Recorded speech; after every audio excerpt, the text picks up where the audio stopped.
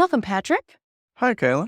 So, just to kick things off, tell us a little bit about your journey, your background, and how you got into entrepreneurship in the first place. Yeah, so I'm interested in young businesses and new businesses. I worked a lot of different places. I worked at Midtown Market when it was very early, Piper's when they were starting up. I spent the 5 years prior to what I'm doing now working at what actually is my mother-in-law's farm, Magny Legacy Ridge in Princeton, and they were sort of growing a organic vegetable marketplace, an online marketplace. And that's actually the point at which my entrepreneurial journey kind of intersected Sprocket, because one of the challenges that I saw in organic farming was the record keeping. And I applied to a several iterations ago West Kentucky Innovation Challenge and won it. And then we went and built out a product that became Seed Story, which is a agricultural record keeping app for farmers. I did go through the process of building out a product, iterating it, and continuing to iterate it. And we're still working on, new versions of Seed Story to this day. So that process for me began in 2021. So now I am here in 2024 trying to pay it forward to the next cohort of entrepreneurs to go through the challenge. And tell us about your role here at Sprocket as entrepreneur growth coach. Yeah, so I'm one of Sprocket's entrepreneur growth coaches, and that looks like meeting with businesses as a free service. So that's part of what our imperative as an organization is, to meet with fledgling businesses or businesses that are trying to grow new tech initiatives and help them develop. So I will schedule meetings with people and then we'll talk. I'll do essentially a needs assessment and kind of speak through what resources we have, what connections we might be able to make for a particular business that will help them grow to the next stage. And we're just always, as an organization, trying to assist you with moving one foot forward, whether that looks like user acquisition for you, whether that looks like getting your revenue model worked out, your product design. It's always just one foot and then the next foot. Yeah, and I love that you work with people and meet them wherever they're at too. Mhm. So even people who want to have an idea or they have a lot of ideas, they don't know which one to pursue. Even people at the very beginning stages of entrepreneurship can come have a session with you and find out what their next step is. Yeah, I think that's the coolest thing about Sprocket is that we do interface with businesses that are at all steps of the process. We will take anybody seriously from the, person that walks through our door and has the notion of, I want to start a tech company, but I don't know where to start to, all the way up to companies that are making millions of dollars in revenue with, digitally enabled products of some sort. So that's really the cool thing about Sprocket is we have that ladder all the way up. And how would you define a tech company? Because I know a lot of people think of Sprocket, they know we're an innovation hub, and that feels like something out of Silicon Valley, but it's really not. Every business can have a digital component, right? Yeah, I mean, certainly in 2024, even businesses that are traditional brick and mortars have a need for a web presence, if nothing else, so that they can be found on search engines or, say you have a restaurant and you want to be able to be found from anything that's digitally enabled. So we do stick to the tech component of that. We're probably not going to help you come up with your fall menu, but any business that needs assistance at the point at which where an idea interfaces with the digital landscape or there being a technology component to it, that's really what we love helping to grow. I'll help people come up with their fall menus if we can taste them. They would get a free Yeah, taste. maybe for free samples. Yeah. Reflecting on your journey in entrepreneurship, what do you think are the key components of the entrepreneurial spirit or mindset that you think every up and coming or aspiring founder should have or start nurturing? I've thought a lot about this, Kalen, and the one thing that there's actually not many similarities between entrepreneurs. You get people from all walks of life. I was talking to somebody that was a priest this morning with, another individual that's relocated from Silicon Valley, and all people, all walks of life can be entrepreneurial. But the one thing that unites everyone that's an entrepreneur is the belief that things can be done better. And that's it. That is what I think encompasses entrepreneurial spirit, the belief that something can be done better and that I'm the person to spearhead that effort. And how do you go about, how do you make the transition between knowing something can be done better and then having an idea from that? So that's actually the piece that Sprocket, and particularly this innovation challenge that we're running, is really going to be the most helpful in. My experience with the record keeping, we knew it was a need. We knew it was something that was complicated for people that really just want to grow vegetables, to have to keep track of all this data in order to achieve their organic certification.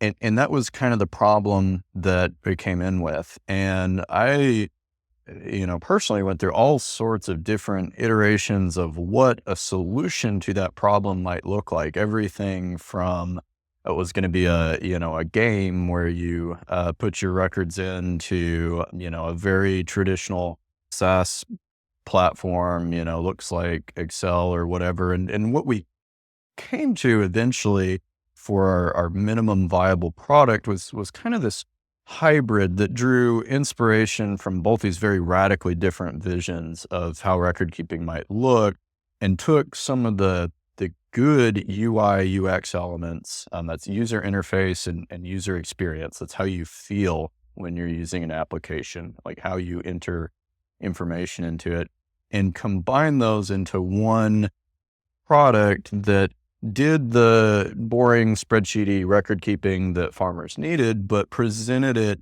in a more pleasant to interact with way. There's a lot of colors in the application that help you know exactly where you are in each component of it. There's almost like a game-like design to the menus. In fact, some of the menus in the Seed Story app are directly inspired by the menu system of Pokemon. Yeah. Fun fact. But, really paying attention to what software do people like engaging with, what makes sense to people, and can we kind of reimagine what it looks like to engage with an app. Hmm. I think that's a perfect example of what innovation is, because innovation is taking something that like works and then sidestepping it to like work in a different way. So from the Pokemon app and the Pokemon design, like, well, how could this menu look like if it was for my Seed Story app? Right. That's interesting. Right. And where can we draw inspiration from that we might, and the heart of innovation is, really taking something from somewhere and bringing it to a new context somewhere else where it can make sense. I have an uncle that once told me there's no such thing as innovation. Everything is just, rehashed ideas. And that actually really stuck with me. And it sounds very negative, but actually it's not. It's how can we take things and remix them into, solutions, and take something from somewhere fun like the game space and bring it to something dry like record keeping, and maybe make that experience more pleasant for the people that have to engage with it. That's awesome. And I think what's encouraging about that concept too is that ideas can come from anywhere. And that I think a lot of maybe aspiring entrepreneurs might get stuck in that idea stage because they're so married to this one idea that they had. It was such a good idea. But if it doesn't happen, then they'll never have another idea. But that's not true, because innovation can happen everywhere, as long as we're always iterating. Walk us through the process of innovation, of taking an idea from just an idea to an actual business ready concept that we'll learn in the innovation challenge. Yeah, so we have a roadmap for that is what we're teaching the innovation challenge to. There's lots of different roadmaps that people use. We are very much away from the traditional thick 50-page packet of business plan. Oh, darn. Yeah, I know we're all missing that one. And really onto how do we fit the idea on a sheet of paper? How do we address the core elements of what a business is, which is to say, what is the problem that the business is solving? What are the customer segments that are experiencing this problem? What's our solution look like? So this is kind of crafting a minimum viable product, which is an idea we'll talk a lot about, or even better, a minimum lovable product, something that solves the problem, that people want to engage with, that get them excited. What the revenue streams are. This one is very important. How the business makes money, how it creates enough value for customers that they would trade their hard-earned money for your solution. And then the go-to-market strategy, and this one's tricky too, of how do you get your product in front of the potential customers you have, the people that you want to find your solution and love it, and then how it all works, and of course the formal entity that the company lives in. And I want to talk a little bit about the last one because I see it a lot in the coaching, but people get very, very hung up on, oh, how do I craft my formal entity? Do I need to be a LLC or a C corp or whatever? And they get stuck in that step, which is really the most boring and frankly easily solved part of owning a business. And really the core, finding that solution to a problem that real humans, real people are experiencing, and delivering them that solution. That's the stuff that we need to be focusing on. Mm-hmm. The finding the problem solution fit for customers is what's important. So, what are some of the commonalities that successful companies have that you've seen? And how does the challenge kind of help train future companies in those things? So the most successful companies I've seen in the tech startup sphere, seems like everybody's got a little bit of a chip on their shoulder. I don't know a better way to put it, but they're hungry for getting out there and putting their solution in the world. Maybe it's out of spite for the people that told them they couldn't do it, or maybe it's just because they're driven in that way. But it does take effort, and it does take dedication to put yourself out there, to be vulnerable in the sense of, I've created a thing that you know people may or may not want. And we take steps to try to reduce that uncertainty. We do customer discovery interviews, we do test marketing, some of the principles of MVP and iterative design, to try to put out lower stakes versions of something so that we can assess whether there are customer needs, whether there's demand for this product beforehand. But nevertheless, is still a component of risk to it, of just putting yourself out there, of trying something that's not been done before and seeing if it works. Hmm. And what better way to step into that, out of just the idea phase, which can be super cozy to be in because you haven't started anything yet. There's the hope, the dream, the fear isn't there. Everything's on the horizon. But then stepping out of that is super risky. But what better way to do that than stepping into the challenge and coming into a community who's doing that with you Yeah, absolutely. and under the guidance of coaches? Yeah. I mean, I think that's really the huge value that the innovation challenge is offering. Of one, there's people that are going to be teaching the courses and featured in the interviews that have done every step of this process. And people think that, oh, West Kentucky is such we're so rural. There's no way that, anyone would ever start a tech company or a digitally enabled company here. And that's my chip on the shoulder. We're trying to prove them wrong and, show the world that West Kentucky has people that are just as smart as anywhere else. And we're going to create the opportunity for people with good ideas to get those ideas out there and build something to really change the world. That's inspiring. So you talk about the process of iterating and constantly refining, researching, doing customer discovery. This is a process that is proven. It works. It helps create innovation. It helps us take an idea to a business ready concept. And we talk a lot in the Sprocket space about trusting that process. And that's one thing that we're wanting to train on. But what does it look like if you don't trust that process, and if you have an idea and you just want to get it out there as quick as possible, and you kind of skip some of these core parts like customer discovery, like testing your hypothesis, like creating an MVP, like understanding your unique value proposition, which kind of seems like tedious groundwork, but it's a process we should trust. What does it look like to skip all those things versus trusting the process? You will make mistakes. No doubt. And there's things that you will be offered in the entrepreneurial process as advice that is good advice that you're not ready to hear. And I encountered a lot of this with Seed Story. One of the things that I was real insistent on with the first Seed Story is that a mobile application, something that people could download and put on their phones, was the right way to go about it, that we were going to be in the Play Store and the Apple App Store.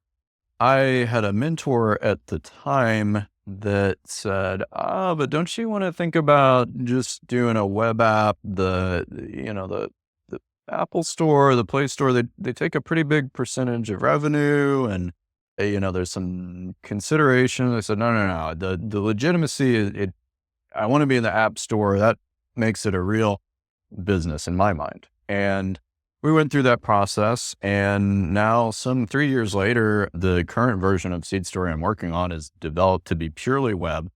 And I'm just now reaching the point where I can hear that advice is good advice. And, should I have taken it at the time? Maybe, but I hadn't experienced it firsthand, and I wasn't ready to hear it. And there'll be stuff like that. Like let's get messy with the answer. This will be unpopular, but there's good advice that you will ignore.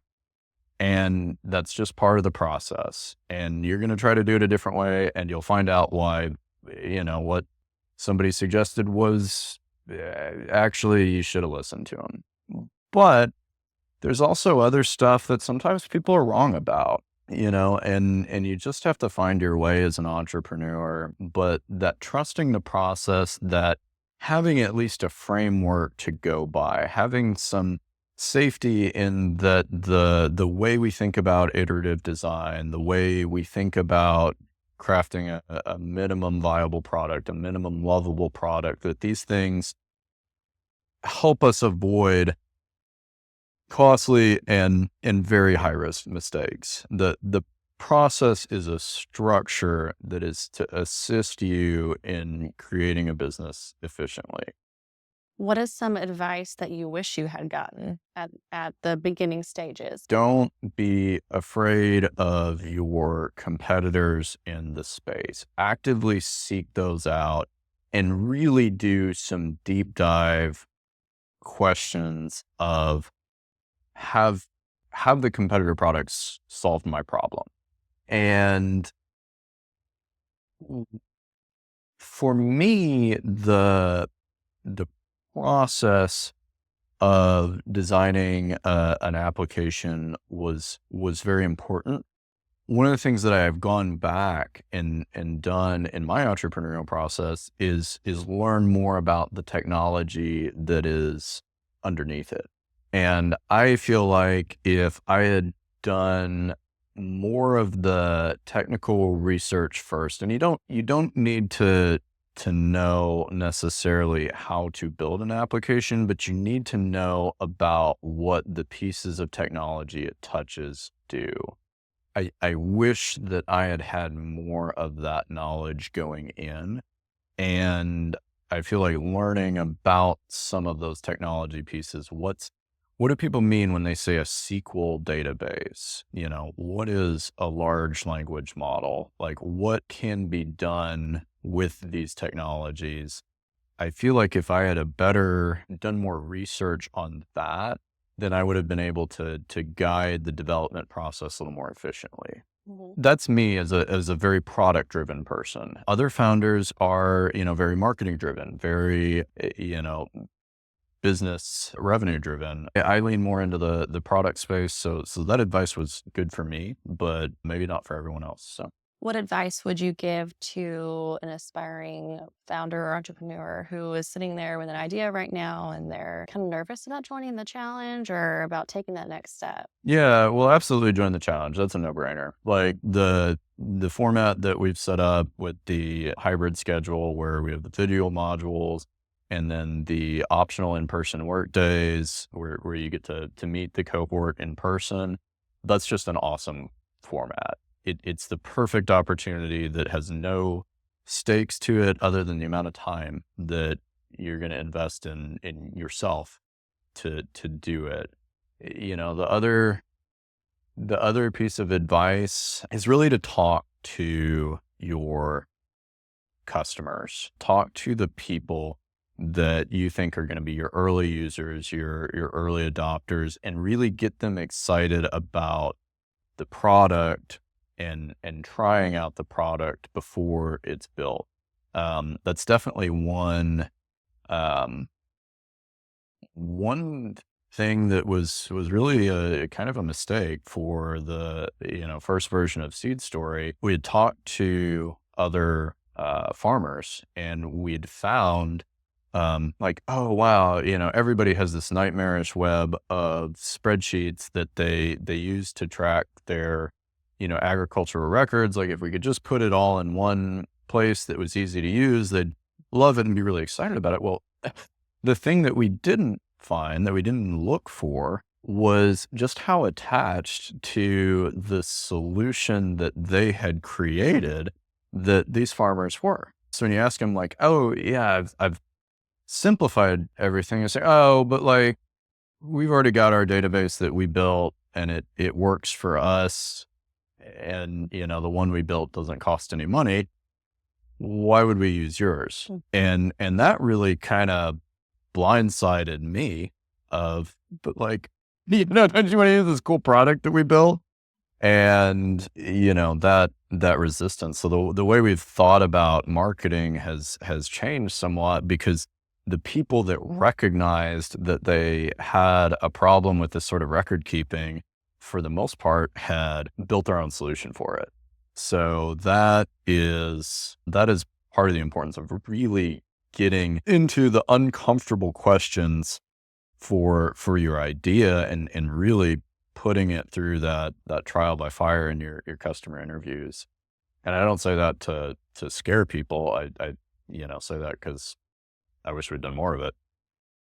I actually think that research is something that can get people held up in the entrepreneurial process. They call the analysis paralysis. There is an element of like, you just have to jump and do, like, you just have to do things. And, research your competitors, go download the competing products, go eat at the other bakeries that are doing the type of cupcakes you want to make, whatever your business looks like.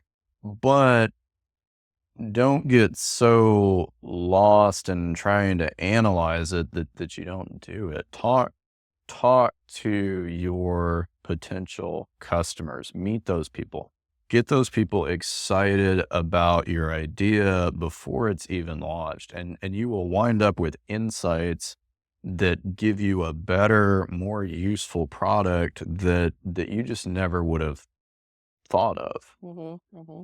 It's so important. And the speaking to people is so important. Business entirely being successful at business is building relationships and, line up a partnership for a trial of your product before you launch it. Be having those conversations. Who's going to be the early adopters? Where are we going to test this thing? Because those are the things, those are the relationships that you can take to your next step of, we did this partnership with the beta version with, such and such organization or this business and so on. And this is why it'll work for you. This is why we feel comfortable charging for it. And what better research than to take your product to your customer and watching them as they bite into it? Yeah, yeah, or even a very early version, even the wireframe version of it, even your application is a series of note cards that you show them what the workflow would be like. Anything you can do that's low stakes that gets you the same feedback that you'd get from building the expensive product in, you know, much less time. There's so many cool tools out there now for, building MVPs. You're talking about Figma, some of these things that create very high fidelity mock-ups and experiences. What are you most excited about for this year's cohort? I am always excited to engage with anyone that has new ideas. I this process of entrepreneurship, this process of growing businesses, I said at the beginning of this interview, I love working with young businesses. I love working with fledgling ideas, things that are just trying to find their way and get off the ground. That's so exciting to me because you don't know how it's going to work out. That's what makes it interesting. And ideas, people, they never cease to surprise me in what they come up with or how they develop and grow. And we've seen that process here at Sprocket. We've seen underdogs succeed. We've seen, ideas that you would expect to be launched out of California come here and thrive in this ecosystem in the Kentucky entrepreneurial sphere. So yeah, I guess the potential, that's what I'm looking forward to. So, a successful company is maybe less about having the best idea right off the bat, but more about having a good idea, but certain character traits and processes. Yeah, I mean the classic adage is, it's not great ideas, it's okay ideas with great execution. The execution, the way that you deliver on that idea is actually more important than the idea itself. And I would say that rings true with what I've seen. So And I ask that because I think a lot of the people who should join the challenge are people who have maybe been toying around with an idea. Maybe they've had it for several years and it comes up in conversations. Oh, I'd love to do this sometime. And they maybe chuckle because they know it's never going to happen because they're just not an entrepreneur or they're not that kind of person or whatever. But I really think that some people will be listening to this and saying, maybe that idea that I've been thinking about could actually happen. Like, what if I could make it happen? And I just want to impress upon people that it's maybe even less about having the perfect idea. It's not that golden ticket. It's having an okay idea, but you're just ready to go do it. yeah, well, and I think that's the freeing thing about actually having a structure in place like the innovation challenge is that when it's just a pipe dream, when it's just living in your head, is this yeah, I should do that. You really have no actionable on okay, but what do you do first? But really, what do you do first? And that's what the innovation challenge is there for of okay, you want to do this crazy pipe dream, you want to have an online distribution system for cupcakes. I don't know. Maybe that's an idea. That one's free if you're listening. But, you go out there and we do have this framework, this scaffolding for, okay, this is your first step. You need to find out, are there people that want an online order service for cupcakes? And then, you do this next step of like, okay, what's the mock-up for the website? How are they going to order those cupcakes? How are we going to distribute them or deliver them or whatever? And just step by step, you have this scaffolding for how to approach an idea, a pipe dream that lives in your head, and see if it actually has some legs to stand on its own. And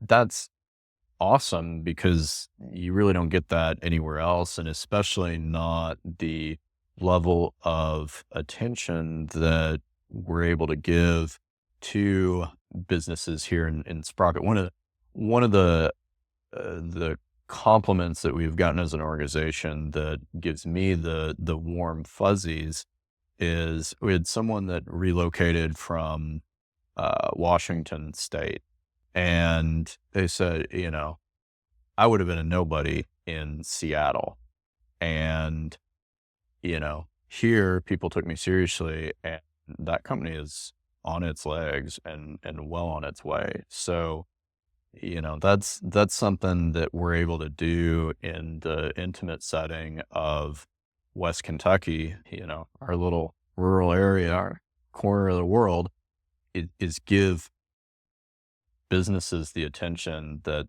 they need to get up and grow.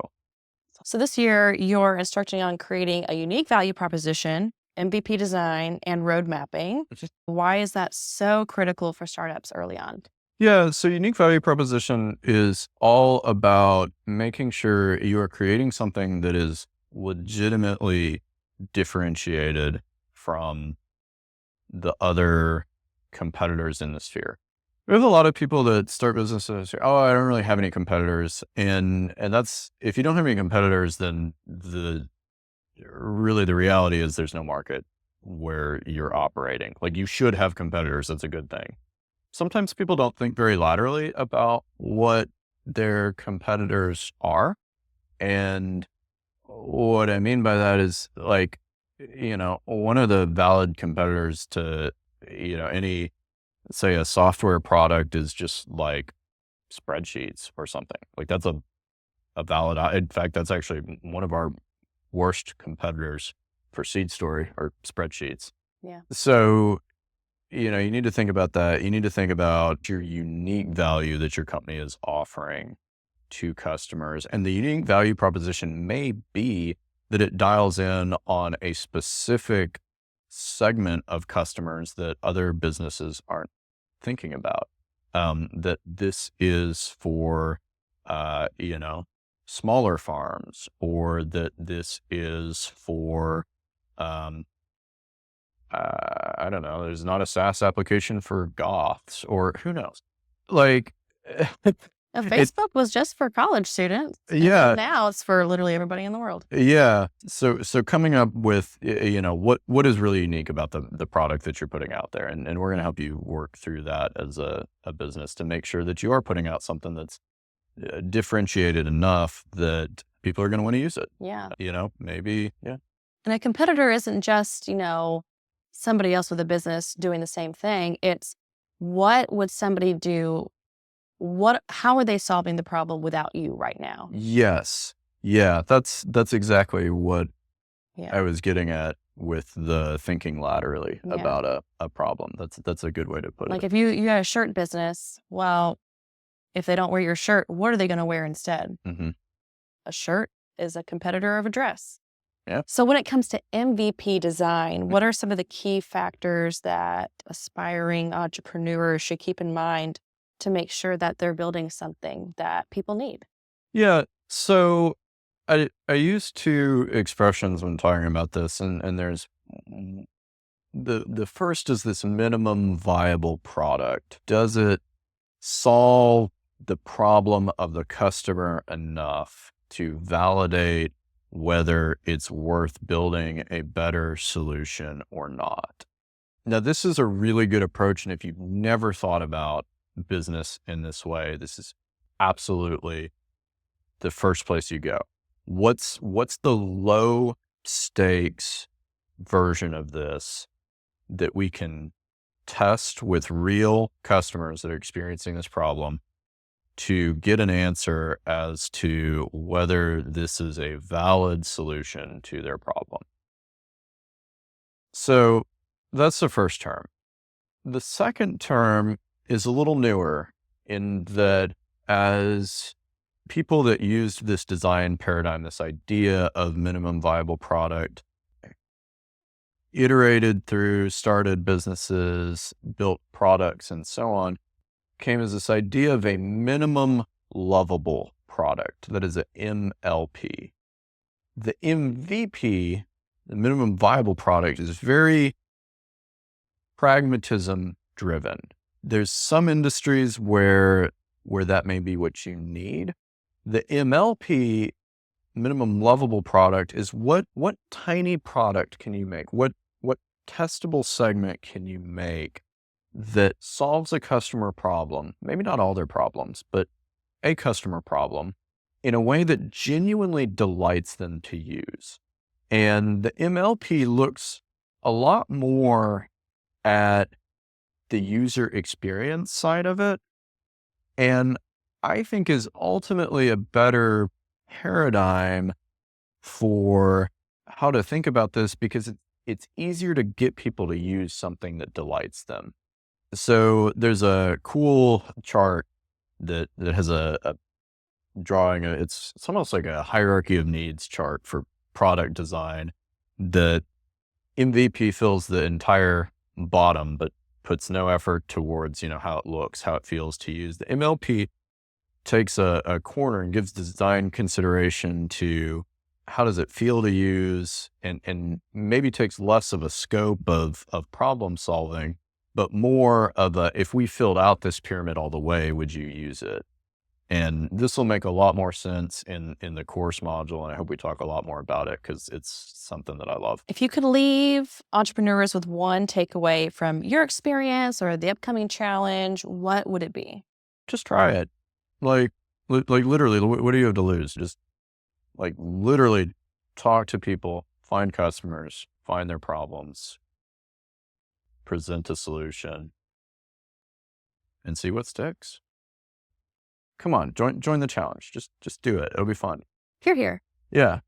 And if you want to meet with me specifically to talk about a business idea or even just talk out whether the innovation challenge is a good fit for you or whether, we have some other resources that might benefit you or your business, find me on the I Have an Idea form link on the Sprocket website. And yeah, hope to see you soon. And I'll link that below. All right. Thanks, Patrick.